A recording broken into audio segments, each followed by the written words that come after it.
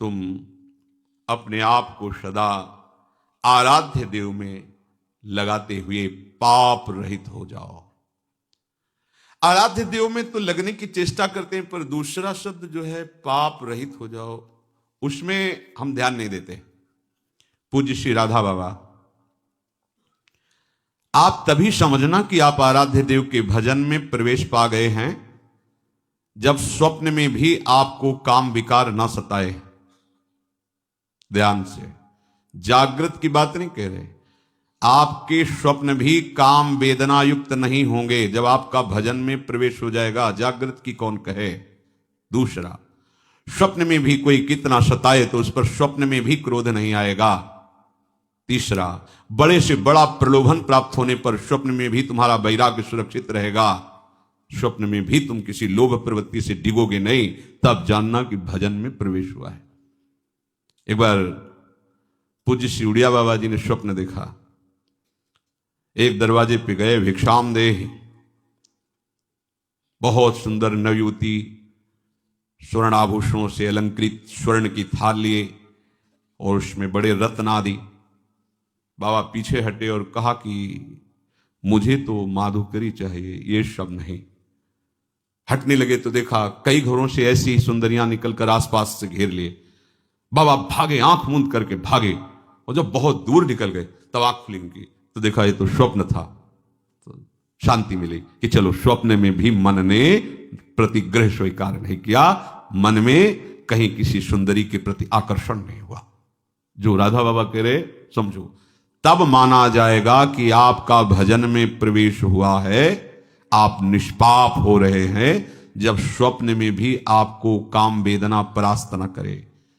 स्वप्न में भी आपको सताया जा रहा है पर क्रोध नहीं आया। स्वप्न में भी आपको संपत्ति दी जा रही पर आपको लोभ नहीं आया, तब माना जाएगा कि भजन में प्रवेश हुआ है। समझो भजन क्या चीज है। जीवन आपका प्रभु के लिए है, इसलिए आप आत्म प्रवंचना मत करो। श्री कृष्ण के सौंदर्य के आगे साफ धूल धूसरित है, इसलिए किसी भी स्त्री पुरुष के सौंदर्य की तरफ मत देखो।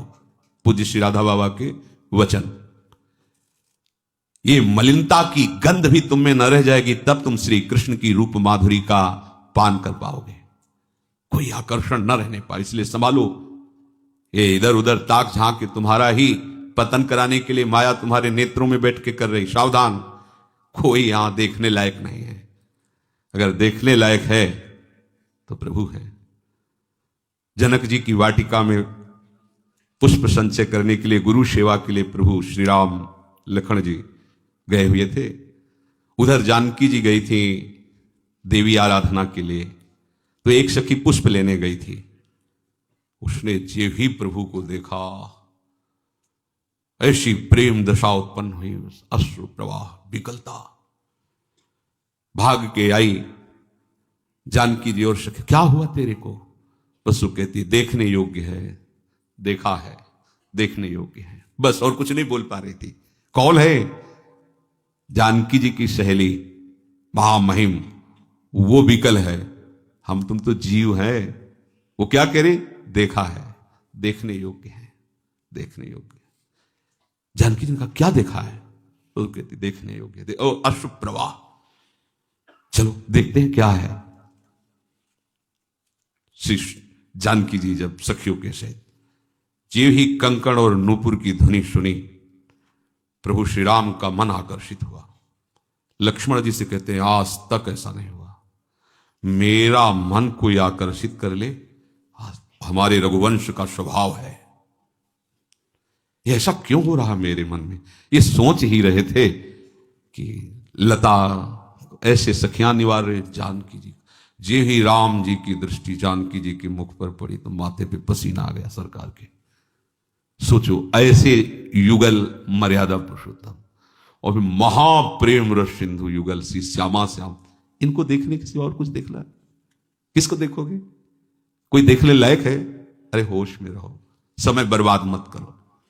समझो, परमार्थ का भी ककहरा नहीं आता। यदि कोई तुम्हें अच्छा लगता है इस सृष्टि में तो अपने को साधु महात्मा परमार्थी मत समझना। अभी ककहरा नहीं आता परमार्थ का। पूज्य श्री राधा बाबा हिमालय की तरह अचल होना चाहिए तुम्हें अपने धर्म में।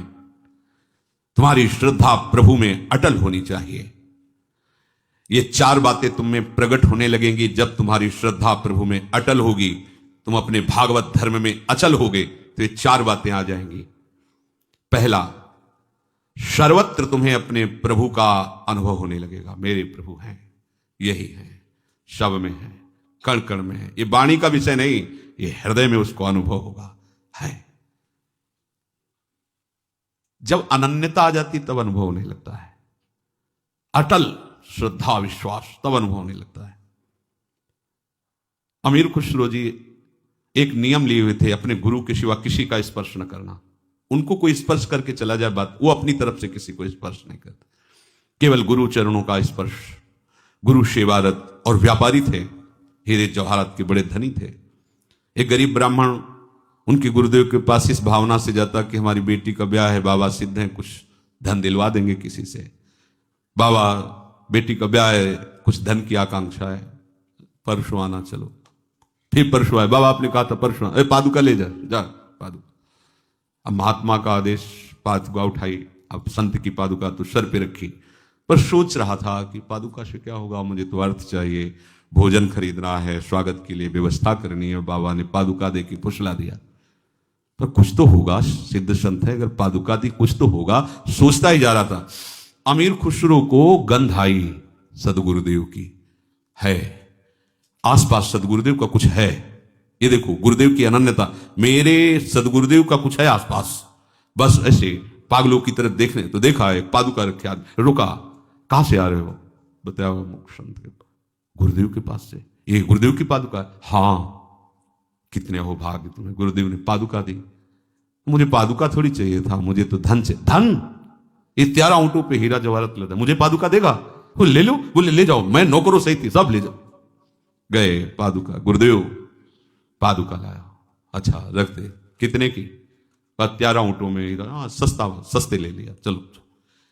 एक गुरुदेव की अनन्यता आभास करवा, मेरे गुरुदेव की कोई वस्तु है तो परम देव, आराध्य देव में यदि तन्मयता हो गई तो वो तो कण कण में है। उपासक के हृदय में अनुभव मेरे प्रभु है। जैसे प्रहलाद जी को मेरे प्रभु हैं, यही है, मेरे पास है, उसको अनुभव में आता है। अगर दिखाई नहीं दे रहे तो फिर उनको शिकायत करता है, छुपा छुपी का खेल मत करो, मुझे आभास हो रहा है, हो यही हो, हटाओ ना ये पर्दा, हटाओ और बेपरद मेरे आंखों के सामने आओ, तुम हो, मुझे पता है हो। दूसरा, मेरे प्रभु सर्व सामर्थ्यशाली हैं, ये उसको हर क्षण रहता है। इसीलिए ये मांगना, जांचना, चाह करना, छल कपट, चतुराई, क्रय विक्रय, बहुत बड़े धनी के दास हैं। बहुत, आप जानते नहीं, वेद नहीं जानते तो आप क्या जानोगे? हमारे स्वामी की महिमा को सही पूछो तो स्वामी भी पूर्ण रूप से नहीं जानते हैं। हमारे स्वामी की महिमा अगाध और अनंत है, इसलिए स्वामी भी नहीं जानते हैं। इतनी अपार महिमा उनकी है।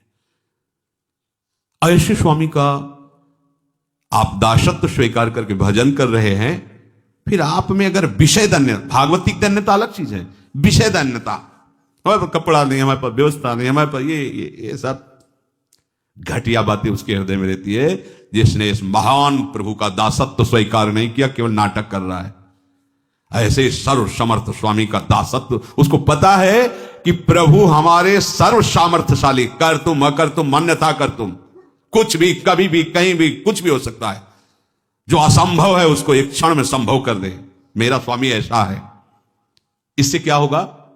अन्य भरोसा, अन्य आशा, अन्य बल एक सेकंड में खत्म, क्योंकि जान गया ना सर्व सामर्थ्यशाली मेरा प्रीतम है, उसके गर्भ में वो घूमता रहता है। उसी बाहरी आश्रय, भरोसा, आशा, ये छल कपट का जाल, ये कैसे अर्थ आवे, कैसी व्यवस्था, ये सब आप अच्छे से समझो। जब एक उपासक अपनी सच्ची उपासना में लगता है तो देवराज इंद्र घबरा जाते हैं, त्रिभुवन थर्रा जाता है एक साधक की उपासना पे। फिर आप इतने साधक उपासना कर रहे हो, आपको सोचना पड़े भोग के लिए, आपको सोचना पड़े व्यवस्था के लिए, तो आप कहां हो? सोचो आप कहां हो? एक तपस्वी, एक उपासना में रत उपासक जब हिल जाता है त्रिभुवन, आप हो क्या? आप हरि के दास हो, महामहिम त्रिभुवन पति, अखिल ब्रह्मांडों के मायाधीश के सेवक हो। तुम समझते क्या हो? घटिया बात नहीं रहनी चाहिए। नहीं, बिल्कुल सच्ची बात हृदय में बैठा लो तो बादशाह बन जाओगे।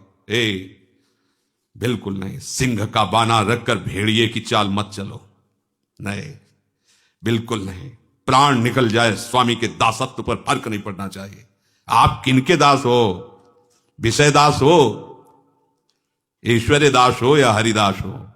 हरिदास हो तो फिर सब विषय ईश्वर तुम्हारे चरणों में लुटता घूमेगा। तुम समझो अपने को कौन हो, हरि के हो। फिर क्या एक सकामता, एक कामनाएं, ये रोना धोना विषय के लिए क्या क्या हो? अपने प्रभु की सर्व सामर्थ्यता का उसे ज्ञान हो जाता है, मेरे मालिक कैसे है। अपार सामर्थ्य प्रभु में। सोचो, आप जरा सोचो, एक एक तत्व की तरफ सोचो। वायु तत्व क्या है, सबका जीवन कितना महाबल से, जल तत्व, ये सब पंचभूत माया रचित कितने सामर्थ्यशाली हैं। ऐसे ऐसे प्रभु की अनंत शक्तियां, उन प्रभु को आप अपने हृदय में सुमिरन कर रहे हो, अपना मानते हो उनको, और वो आपके हृदय की बात जानते हैं। फिर आपको अपनी बात दूसरे से कहने का मन कैसे हो जाता है? आपको दूसरे से चाह कैसे पैदा हो जाती है? आप दूसरे की तरफ देख कैसे लेते हैं? मतलब अभी गड़बड़ी है, अभी सच्चाई नहीं आई। अपने आराध्य देव के बल पर क्या नहीं हो सकता। छोटी छोटी बातों में अनुभव होने लगता है। पूज्य श्री महाराज जी के साथ पद यात्रा में से कभी कभी 10-10, 20-20 दिन ब्रज में महाराज जी के साथ भ्रमण किए। पैदल जा रहे थे, कई किलोमीटर चलने के बाद 6 किलोमीटर बकाया रह गए थे। दाऊ जी महाराज, शरीर बहुत वर्षों से इस रोग से पीड़ित, तो अब चला नहीं जाता तो खड़े हो जाया जाए महाराज जी, कोई गाड़ी में बैठ लिया। 6 किलोमीटर भी नहीं, चलते रहो, कोई गाड़ी मिल ही जाएगी, बैठे खड़े होके क्या हो। तो महाराज जी ऐसा थोड़ी होगा कि कोई आएगा और कहेगा कि गाड़ी खड़ी की कि आओ महाराज बैठ जाओ और चलो, अपने खड़े होना पड़ेगा ऐसा। महाराज जी मुस्कुराते हुए, चलो। आपसे सत्य कहते, 2-4 मिनट हुए थे कि एक कार वाला आया, बगल शीशा हटा, कहाँ जा रहे हो महाराज? दाऊ जी, हाँ वहीं चल रहे, दरवाजा खुला, आओ बैठ जाओ। चलो, महाराज जी हमारी तरफ देखे, मान गए महाराज जी। ये बिल्कुल एक छोटी सी बात है, एक छोटी सी बात। हमारा प्रभु सर्वज्ञ सर्वशक्तिमान, वो कैसी बात करे? भक्त चाहे और स्वामी कैसी बात करे? अरे वो ऐसे दुलार करते, अनंत माताओं का वात्सल्य लिए। आप अपने स्वामी की सिवा किसी की तरफ मत देखें। किसी की चाह, किसी का आस, किसी का बल, किसी का भरोसा, आपने कलंक लगा दिया शरणागति में। बिल्कुल नहीं होना चाहिए। तीसरा, सर्वज्ञता। मेरे आराध्य देव सर्वज्ञ हैं। कहां कब क्या हो चुका है, कहां कब क्या हो रहा है, कहां कब क्या होगा, तीनों ज्ञान हर समय प्रभु के सामने रहते हैं, हर समय। ऐसे सर्वज्ञ हमारे स्वामी हैं। अब हमें तो नहीं लगता कि हमें किसी दूसरे का सहारा लेना पड़ेगा अपनी बात जनाने के लिए। वो सर्वज्ञ, उनको पता है कब क्या, कहां हुआ है, क्या होगा, क्या हो रहा है, सब उनको पता है। त्रिकालज्ञ, सर्वज्ञ। चौथी बात, प्रभु अत्यंत प्यार करते हैं हमको। ये उस उपासक के हृदय में आ जाता है, अनुभव होता है। ये बात करने के बाद हमको प्रियाजू कितना प्यार करते हो, अनुभव होता है। एक एक वृत्ति अनुभव में, ये प्रियाजू, ये देखो प्रियाजू ने बुलवाया, ये प्रियाजू ने ऐसा, वो एक एक वृत्ति। अब चित्त की वृत्ति अगर एक भी उदय हुई, वो प्रियाजू से ही उदय होगी, अहंकार से नहीं, प्रकृति माया से नहीं। वो प्रिया, क्योंकि प्रियाजू की शरणागत है। प्रभु के प्रति जहां ये भाव आया कि प्रभु मुझे बहुत प्यार करते हैं, अब वो निर्भय हो गया, काल से भी नहीं डर सकता। ये बात, ये 4 बातें अचल श्रद्धा और विश्वास करने वाले उपासक के हृदय में आ जाती हैं। मेरे प्रभु हैं, अनुभव होने लगता है आसपास कण कण में। मेरे प्रभु सर्व सामर्थ्यशाली हैं, मेरे प्रभु सर्वज्ञ हैं, कब कहां कैसे क्या हुआ है, होगा, सब उनको पता है। और ऐसे मेरे प्रभु मुझे बहुत प्यार करते हैं। ये 4 बातें उपासक के हृदय में अपने आप आ जाती हैं जहां वो प्रभु का श्रद्धा विश्वास पूर्वक आश्रय लिया, भजन शुरू किया। मेरी बात मान लो भाई, मरोगे पूज्य राधा बाबा, पर ऐसे मरो कि फिर न मरना पड़े। बाबा कह रहे ऐसे मरो कि फिर न मरना पड़े। अगर तुम प्रभु का आश्रय लेकर भजन करोगे तो हमारी बात याद रखना, मरते समय तुम्हारे सामने वो खड़े होंगे तुम्हारे को ले जाने के लिए। बाबा कह रहे मेरी बात मान। इसलिए वो कह रहे मेरी बात कि हम देख रहे हैं, हम समझ रहे, तुम शायद ना समझ पाओ। यदि तुमने भगवद आश्रय लिया है, ईमानदारी से भजन कर रहे हो, तो विश्वास रखना और कोई लेने के लिए तुम्हारे पास नहीं आएंगे, वही स्वयं आएंगे, मरते समय तुम्हारी आंखों के सामने खड़े होंगे और वो बहुत प्यार करने वाले हैं। पर मरने की पूर्व तुम्हें तैयारी करनी होगी इस बात की कि मरने के समय मेरे, और वो कभी भी समय आ सकता है, किसी का भी आ सकता है, ये तैयारी करनी होगी कि मेरे सामने मेरे प्रभु हो और फिर हमारा शरीर छूट रहा हो। लेकिन आप लोग तो ऐसे लगे हैं, पूज्य बाबा के वचन है, जैसे बंदर कुत्ता। बाबा जब कभी बोलते थे तो बहुत कड़वा भी बोलते थे। अरे बंदर कुत्ता यही तो सब कर रहा है जो तुम कर रहे हो। बच्चा पैदा करना, बच्चों को प्यार करना, उनको पोषित करना, सोना खाना पीना, यही तुम भी कर रहे हो। संसार के पीछे जी रहे हो, संसार के पीछे भाग रहे हो, संसार के पीछे मर रहे हो। तुम मरते समय संसार ही तो आएगा। अगर प्रभु के लिए जियो, प्रभु के पीछे भागो, प्रभु के चिंतन में रहो, तो प्रभु अंतिम समय आ जाएंगे तुमको लेने के लिए। अगर हम किसी को ऐसा कहते तो हमारी तरफ ऐसा देखता है मानो फुसकार से हमें भस्म कर देगा। पूज्य राधा हुआ, जब हम किसी को कहते हैं ऐसा तो हमारी तरफ ऐसा दिखता है मानो भस्म कर देगा।